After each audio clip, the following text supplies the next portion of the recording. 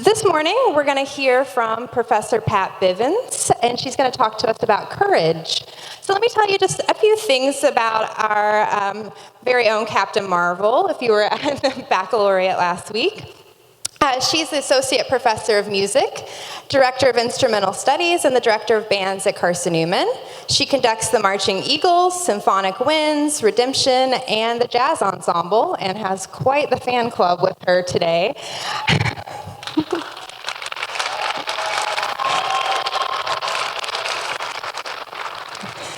She's a native of Dublin, Maryland, holds a Bachelor of Arts in Trombone Performance from West Virginia Wesleyan College, a Master's in Music Education from Texas Christian University, and has completed doctoral coursework at Boston University. Upon graduation from TCU in 1986, she entered the United States Air Force Band Program and was assigned for the next 4 years to the 590th Air Force Band at McGuire Air Force Base in New Jersey.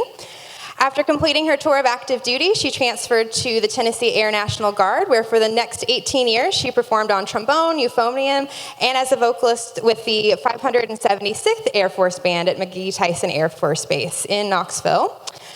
She served as the music librarian, the unit deployment manager, and the non-commissioned officer in charge of logistics and the jazz ensemble until she retired at the rank of Master Sergeant in October 2008.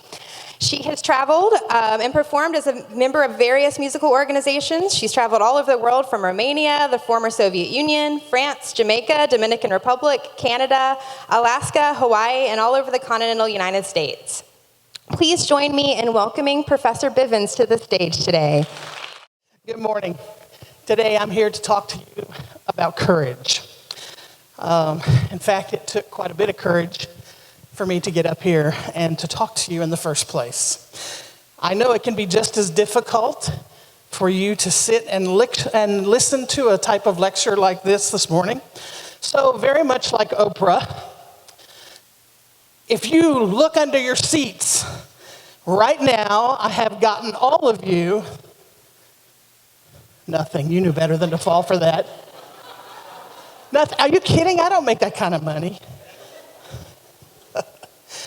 So, let's talk about what courage is. I believe courage is something that all of us want and at times are going to need. It is an essential life skill. There are as many ways to define courage as there are circumstances in our lives that will require us to be courageous.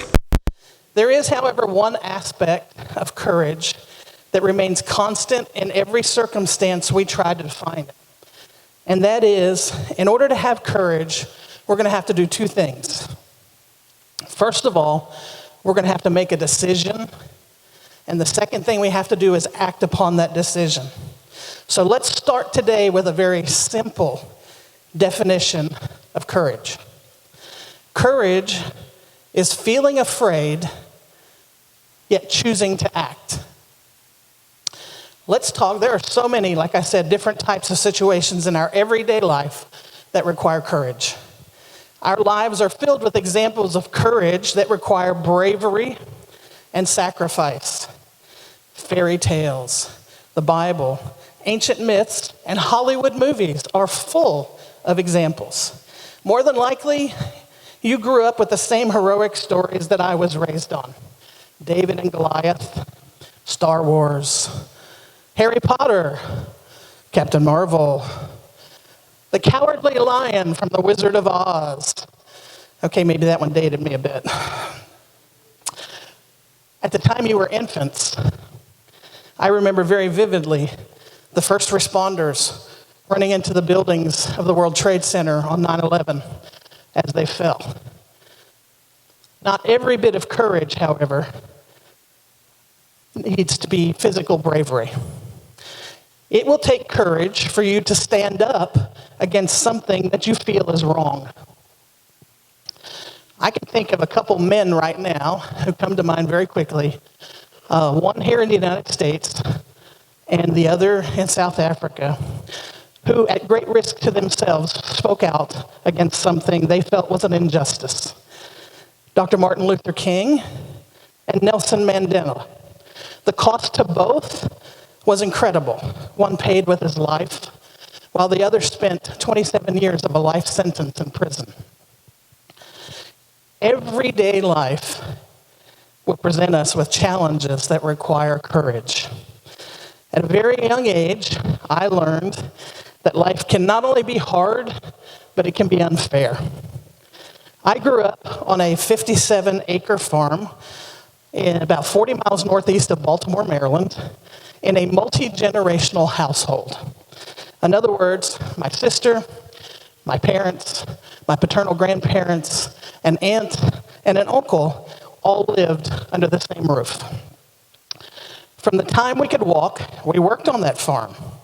I was actually 18 years old and a freshman in college before I ever ate anything that wasn't grown on our farm.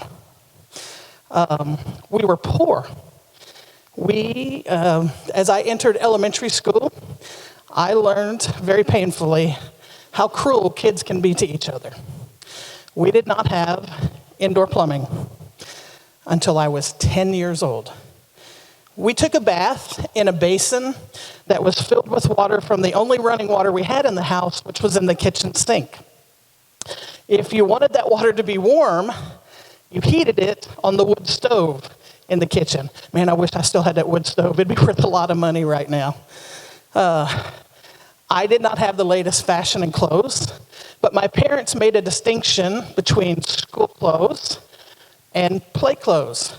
We were not allowed to wear our school clothes to play, and by the way, those play clothes doubled as work clothes on the farm. I will spare you the details of having to use an outhouse. By the way, it still stands on the farm, and it's right beside the woodshed. It will take courage for you to overcome personal tragedy. Every one of us in this room has either experienced personal tragedy, is going through something right now, or you will go through something in the near future. Unfortunately, none of us are exempt from personal tragedy. My first personal tragedy came in January 1972. I was 9 years old, and I had a little sister who was 5. My family and I had just celebrated Christmas, and I was still on break from school. I woke up in the middle of the night to hear a familiar sound. My mother was an epileptic, and she was having what they called back then a grand mal seizure. It can be a pretty scary sound when someone is having a seizure like that, especially for a 9-year-old, but I had heard it before, so I wasn't too worried.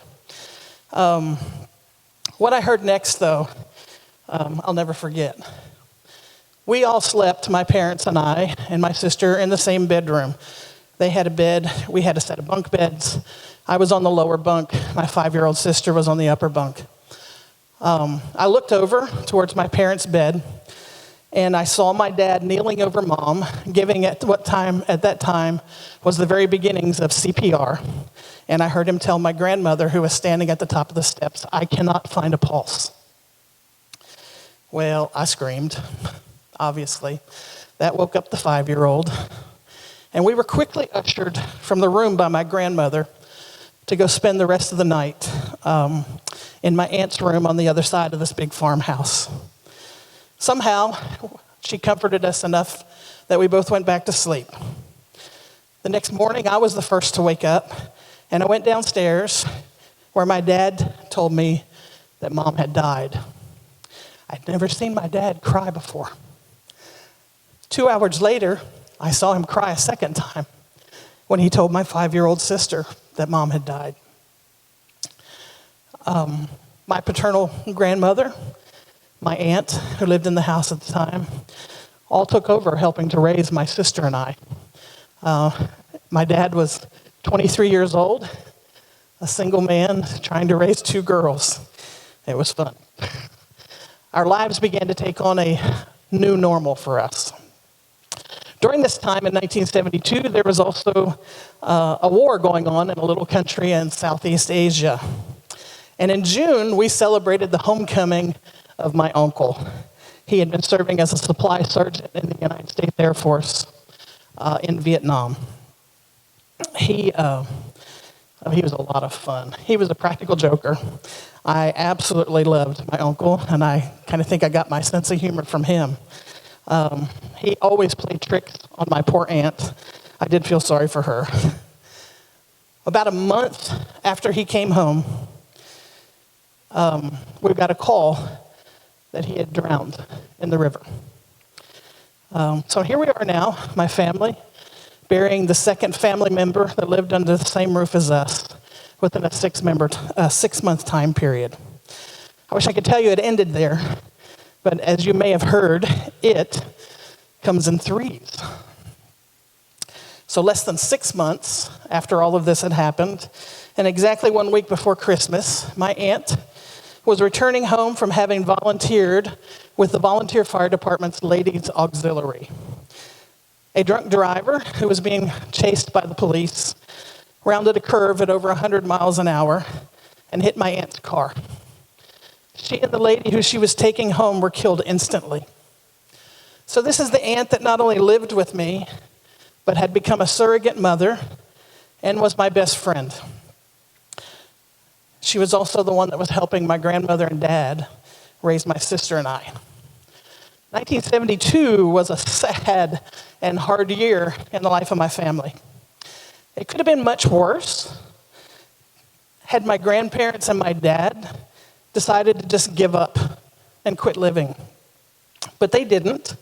Instead, they found the courage through their faith in God and made a decision to go on with their lives. Over the next several months, my dad found the courage to marry again.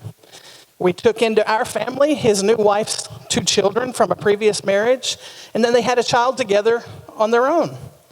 It was no Brady Bunch. But I can tell you we became a family. Our parents took us to church every Sunday, and at some point in time in my teens, I was expected to attend confirmation class and become a member of the United Methodist Church that I grew up in. Those of you who know me now may find it a little difficult to believe, but I was a bit rebellious back in those days. All my band kids are laughing up here. So much so that I am probably the first 12-year-old in history to get thrown out of confirmation class. Yeah. So a couple years later, I had matured a little bit. I gave it another try. And this time I successfully completed confirmation class, became a member of the church, and more importantly, it was the time period of my life when I accepted Jesus as my Savior and began to live a life of service. I spent every day studying my Bible, praying, and since I was in my mid-teens, I'm now earnestly seeking God's plan for my life. Music had always been a huge part of my life and part of my faith. As you heard, I'm a trombone player. I play euphonium. I also sing. I will spare you that today. I was in high school when I saw my first military band concert, and I absolutely fell in love. I wanted to be sitting that one day on that stage playing for a group like this. I also knew that to make that dream a reality, I would need to go to college, and that is something that neither of my parents had ever done. So I am a first-generation college student. I will tell you that it takes courage to follow your dreams. That's where a lot of you are right now. Can you think of some people who have taken risk, whether personally or financially, to follow their dreams? How about a guy by the name of Bill Gates? Dropped out of Harvard, later formed a corporation called Microsoft. How about a guy named Steve Jobs? He started college, ended college all in the same year, dropped out, and within 4 years after that, started the Apple Corporation. And then what about my favorite, and the creator of the happiest place on earth, Walt Disney, buying up all that swampland in California and creating one of the nicest and now funnest amusement parks to go to. For today's lecture, I sent out a poem called Can't by Edgar Guest. I hope you took the opportunity to read it, or you will do so when you see it. The word can't is very much a part of my story and what it took to follow my dreams and to attain some of the goals that I had in my life. As I said before, I really wanted to be a military musician. And those jobs are extremely competitive. Most people who hold positions in those groups have at least a master's degree, if not a doctorate. I practiced all the time. I couldn't afford to take private lessons, so I attended as many free workshops as I could to better myself as a musician. At this time, I was also very active in my church as a musician, and at the age of 16, I took over conducting the adult choir. You want to talk about intimidating? Both my parents were in that choir. I was the youngest person there, and I was making all the decisions for worship on Sunday mornings, what we would sing. I was preparing the group for that, and also for special occasions like Christmas, Easter, and all that good stuff.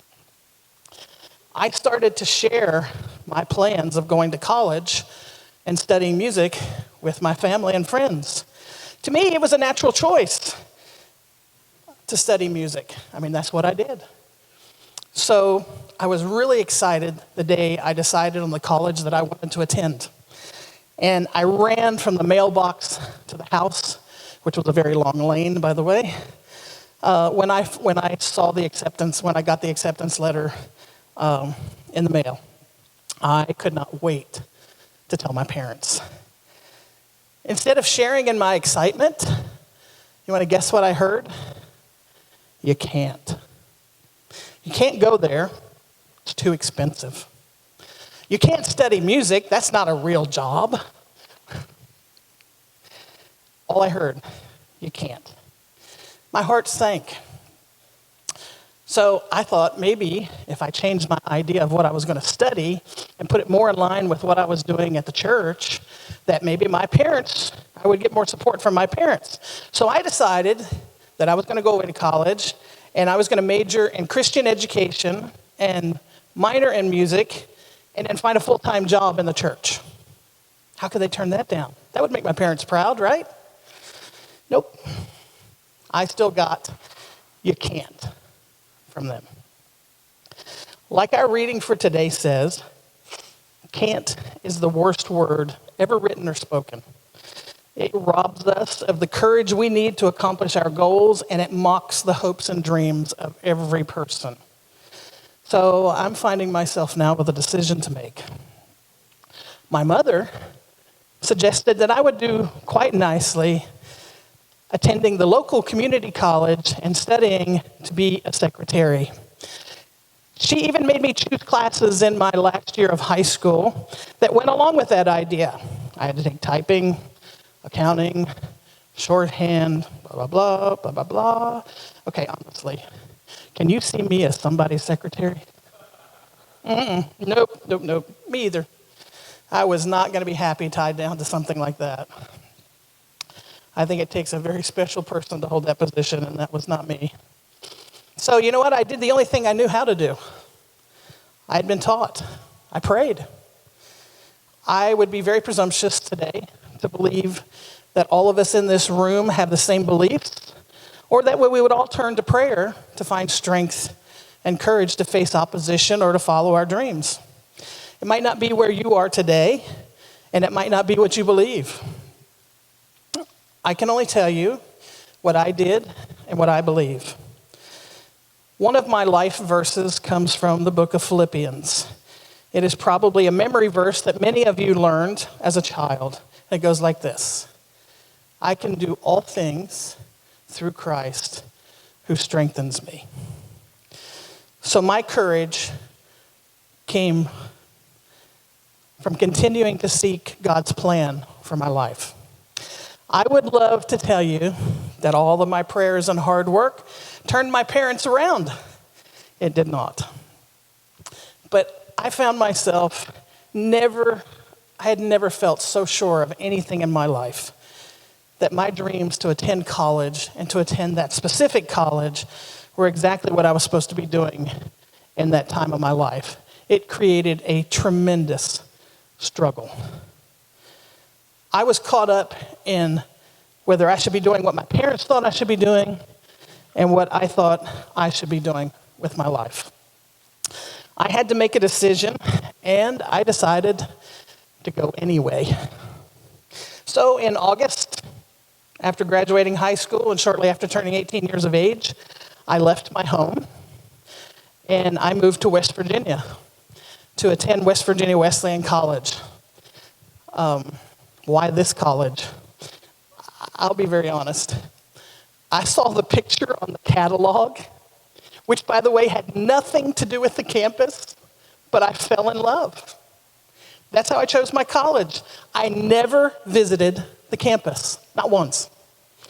I just showed up for freshman orientation. I'd sent all the paperwork back, but they really didn't know I was coming until I got there. So I was what you call a walk-on student. I did at least get my parents to drive me there. They actually stayed and participated in the freshman orientation events.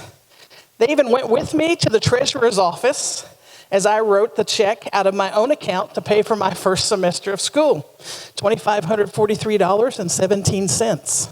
It's the first check I'd ever written in my life. Do you remember a few short weeks ago, those of you that are freshmen, you sat in this very room, and up here on stage were administrators and professors and alumni and current students who welcomed you to campus. That day for me was 39 years ago. I sat between my parents in Wesley Chapel on that campus. It was a chapel twice as big as this room that you're in right now. It was huge. The only thing I remember from that day and that service was somebody, official from the university, standing up and saying, I want you to look to the left, and I want you to look to the right. One of the three of you will actually graduate from here. I was like, oh my gosh, what have I gotten into? You know what my parents said? Probably won't be you. That's pretty hurtful stuff coming from the two people in my life that I loved and respected the most. That year I came home for Thanksgiving break, and I was about to leave to go back, and they asked me, are you going back to that place? I was like, well, yeah, the semester is not over yet. I found my own ride back, by the way. It was the last Thanksgiving that I came home until after I graduated. I did come home for the 3-week break between the fall semester and what we had a January term instead of a May term. There was about a 3-week break, and they asked me the same thing. Are you going back there? I was like, of course. I haven't graduated yet. The next 3 years were filled with the same thing. Me coming home for a break, them asking me before I go back if I'm going back. And I'm like, yes, I'm going back. I worked 2 full-time jobs during the summer, including working for free on the farm. I worked as many as 3 part-time jobs at the same time during the semester to pay for school. So for me, following my dreams was not only a financial struggle, it was a personal struggle because I was a first-generation college student with absolutely no support, financially or emotionally, from my parents. Now, I also have to tell you it was a personal struggle because I wasn't exactly what you would have called college material. I took at that time, the SAT at the last minute. I can't even tell you how I did on it. Don't care. I hated high school, and other than band, didn't put forth much effort. I skipped more classes than I attended. I was a C student when I graduated from high school. But now here I am, a year into my college studies. I am studying what I want to study, and I'm preparing for the job that I wanted. And guess who made the dean's list? Okay, just because you made C's in high school don't mean you can't be successful in the college level. You know, Shortly after I got to campus, I actually found the courage to change my major. So I'm no longer a Christian ed major, now I'm a music education major. Because I figured I could choose music education so that if I didn't make the Air Force band, which by now I had narrowed it down to Air Force, I'd have something to fall back on.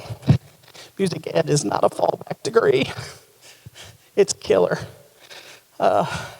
So I took my first class, my first undergraduate class in education.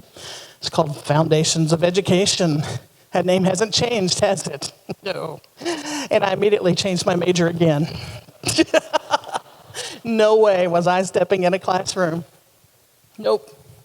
So this time, I changed to music performance. Does anybody in here know how many times an average college student changes their major?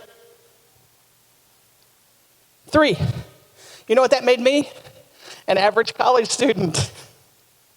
Yeah, 3 times. That was before my first semester sophomore year. So 4 years later, I was the one that walked across the stage to receive my bachelor's degree. In my case, it took the decision to press on in the pursuit of my dreams and goals, even though all the odds were against me. Edgar Guest sums it up very well in the last 2 lines of the poem, Can't.